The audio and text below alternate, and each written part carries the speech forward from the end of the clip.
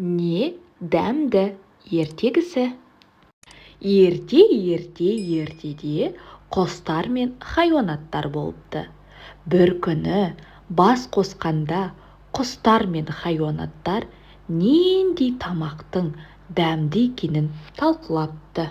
Сонда тауық: құт, ең дәмді тамақ тары, депті қыт-қыттап. Оф, тапқан екенсің дәмді тамақты. Кеміріп жейтін сүйекке не жетсін, дейді ит абалап.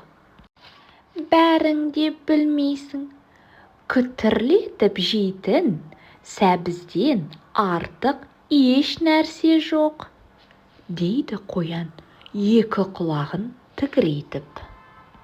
Мә, жас шыбықтың қабығынан дәмді не болушы еді, деп ешкі маңырапты.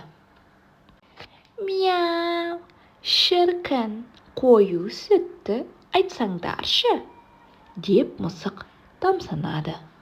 Сөйтіп, барлық жануарлар өзі сүйетін тағамды мақтап, қызыл кеңірдек болсып, бәтуаға келе алмай тарасыпты.